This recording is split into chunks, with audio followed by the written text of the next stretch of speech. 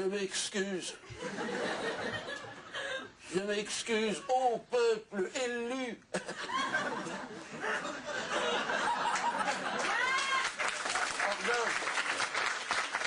Pardonne à la bête que je suis les offenses proférées, mais je n'ai pas d'âme.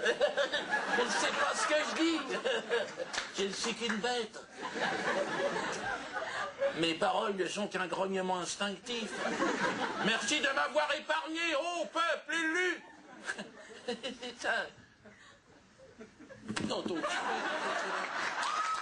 Un bras d'honneur à ceux qui ont voulu le faire taire. Pourquoi s'excuser puisque la justice lui a donné raison et qu'en plus, il se sent soutenu. Pour nous le prouver, il nous propose une petite balade autour du théâtre. Bonjour. Donc là, on est sur le boulevard, sur mon boulevard.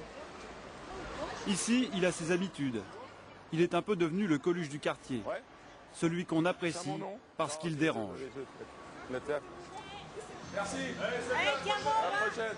Merci. Tu n'es pas tout seul. Il y a du monde à voir. Merci. Bonjour, vous allez bien? Il est aussi le porte-parole de certains intellectuels dont il s'inspire. Je suis obligé de te faire de la pédagogie sur un truc qui devrait... Parmi eux, un ancien du Parti communiste qui se définit comme écrivain libertaire, Alain Soral. Il y a des gens qui peuvent te dire aussi... Son ami Dieudonné a été censuré, nous dit-il, car les médias seraient manipulés par les partisans d'Israël. On cherche, à obtenir de la part des gens qui sont dans les médias un soutien inconditionnel à Israël. Donc je veux dire que la formation qualifiante pour exister dans les médias aujourd'hui, c'est d'être sioniste. Si tu es anti-sioniste, si tu es judéo-critique ou quoi que ce soit, tu dégages. C'est clair, le ménage est fait, hein, c'est clair. Hein.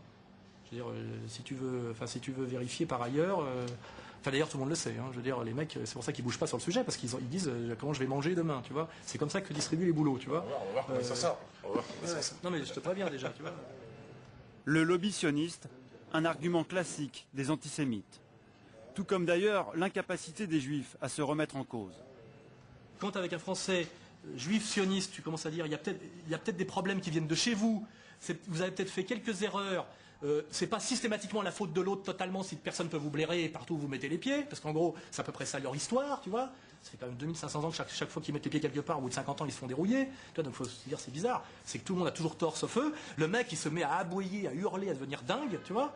Et tu peux pas dialoguer. C'est-à-dire que je pense qu'il y a une psychopathologie, tu vois, du judaïsme-sionisme qui confine à la maladie mentale. Tu le regardes, si tu le filmes, tu demandes à un psychiatre... Des convictions violentes que l'on retrouve dans le spectacle de l'humoriste.